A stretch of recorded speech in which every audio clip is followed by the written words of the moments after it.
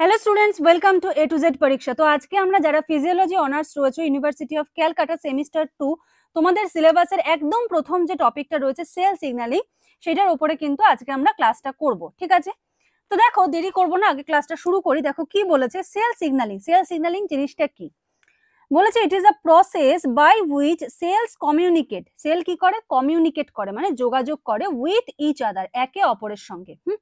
তোমরা যেমন বন্ধুরা একে অপরের সঙ্গে কি করছো, ফোন করছো, বাই ফোন বাই হোয়াটসঅ্যাপ যোগাযোগ করছো, তেমনি সেলও আর একটা সেলের সঙ্গে কমিউনিকেট করছে।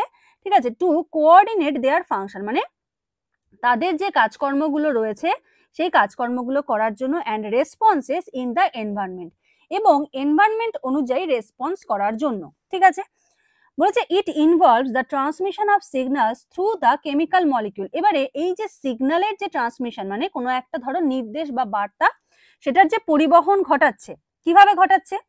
থ্রু কেমিক্যাল মলিকিউল, কোনো রাসায়নিক মলিকিউলের দ্বারা। সাচ অ্যাজ, কি কি হতে পারে সেটা? হরমোন হতে পারে, নিউরোট্রান্সমিটার হতে পারে, সাইটোকাইন হতে পারে, which bind two specific receptor. সেটা আবার কি করছে? একটা স্পেসিফিক নির্দিষ্ট রিসেপ্টরের সঙ্গে বাইন্ড করছে অন টার্গেট সেল। এবার কি যেই সেলের সঙ্গে কমিউনিকেট করবে সেইটাকে আমরা কি বলছি? সেটাকে আমরা বলছি হলো target cell. Triggering a series of intracellular event. এখানে দেখো, এখানে একটা ছবি রয়েছে, ছবিতে দেখো এটা হলো সেন্ডিং সেল। ঠিক আছে, এ কি করছে? এরকম ভাবে নির্দেশ বা বার্তা পাঠাচ্ছে, যার মাধ্যমে পাঠাচ্ছে এগুলোকে বলা হয় লাইগ্যান্ড। এই লাইগ্যান্ড গুলো গিয়ে কার সঙ্গে বাইন্ড করছে? এখানে রিসেপ্টরের সঙ্গে বাইন্ড করছে, এবং এটা হলো টার্গেট সেল। যেই সেলে গিয়ে বাইন্ড করছে সেটাকে বলা হচ্ছে টার্গেট সেল, এবং বাইন্ড করার পরে কি হচ্ছে? একটা রেসপন্স আমরা পাচ্ছি।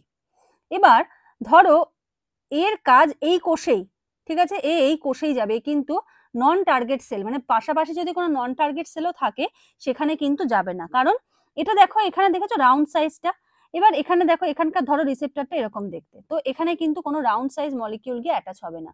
যেটা এরকম রাউন্ড সাইজ সেটার জন্য এরকম রাউন্ড জায়গায় কিন্তু থাকবে রিসেপ্টরের। ঠিক আছে, এগুলো একদম এরকম ভাবেই সাজানো হয়। ঠিক আছে, মানে সাজানো থাকে।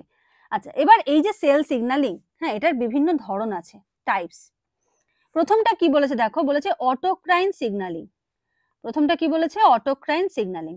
বলেছে a cell produces and responds to its own signaling molecule, নিজের সিগন্যালিং মলিকিউল। মানে কিভাবে হচ্ছে? একই কোষ থেকে বেরোচ্ছে, গিয়ে একই কোষে নিজে ওই কোষেই টার্গেট কোষেই বাইন্ড হচ্ছে, মানে যেই কোষ থেকে বেরোচ্ছে সেই কোষের উপর, এই জন্য বলছে অটো। ঠিক আছে, অটো এটা। আচ্ছা, তারপরে কি বলেছে দেখো, তারপরে বলেছে হলো প্যারাক্রাইন সিগন্যালিং। প্যারাক্রাইন, হ্যাঁ, প্যারাক্রাইন সিগন্যালিং কি? Signals are sent to nearby cell via diffusion, মানে পাশাপাশি কোনো সেলে যাচ্ছে, ব্যাপন প্রক্রিয়ার মাধ্যমে যাচ্ছে। এই যে ধরো সিগন্যালিং সেল, এখানে হলো টার্গেট, এখান থেকে এখানে যাচ্ছে, ব্যাপন প্রক্রিয়ায় যাচ্ছে, এটাকে বলা হচ্ছিল প্যারাক্রাইন। ঠিক আছে, তোমরা যখন নোটস পাবে, নোটসে এগুলো কিন্তু আরেকটু ডিটেলসে থাকবে, কারণ এক্সামে তো এক লাইন করে লিখলে হবে না, সেখানে কিন্তু আরেকটু ডিটেলসে তোমরা কিন্তু পেয়ে যাবে। ঠিক আছে, আচ্ছা, তোমাদের আরেকটা কথা বলে রাখি, তোমাদের কিন্তু সেমিস্টার টু এর কিন্তু অনলাইন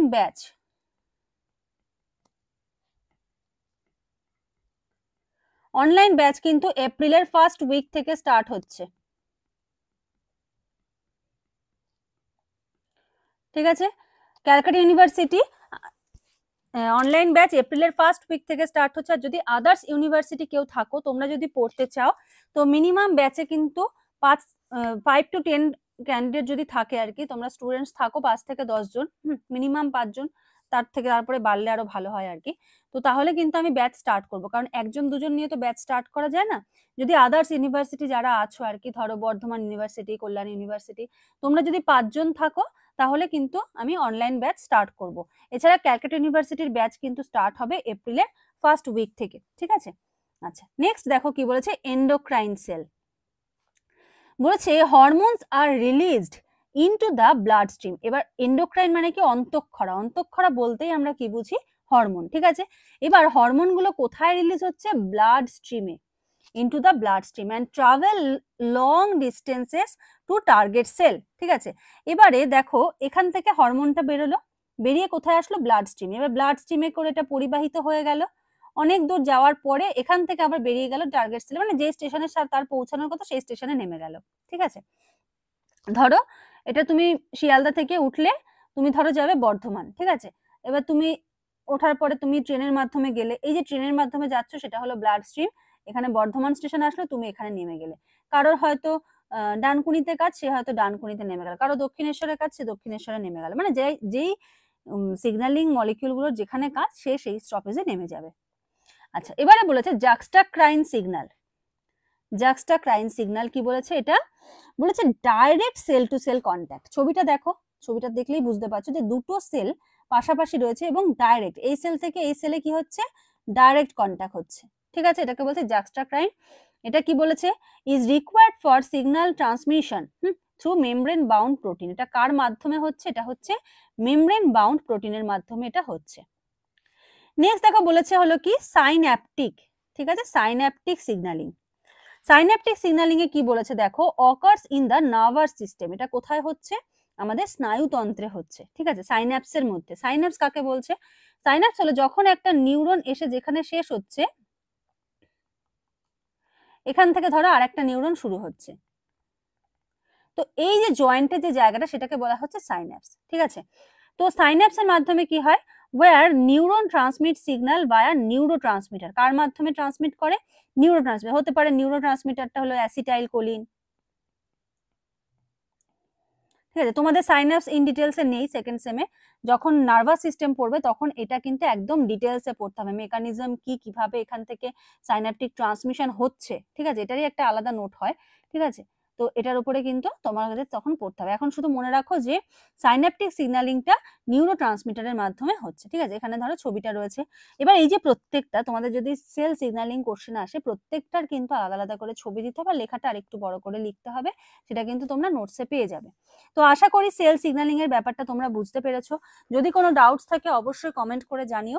আর তোমাদের কিন্তু সেকেন্ড সেমের ব্যাচ কিন্তু এপ্রিলের ফার্স্ট উইক থেকে স্টার্ট হবে। তো যারা যারা জয়েন করতে চাইছো তারা স্ক্রিনে যে নাম্বার দেখতে পাচ্ছ সেই নাম্বারে যোগাযোগ করে সমস্ত ডিটেলস জেনে নিয়ে কিন্তু জয়েন হয়ে যেতে পারো। তো আজকের মতো এখানে শেষ করছি, নেক্সট ক্লাসে আবার দেখা হবে। Thank you.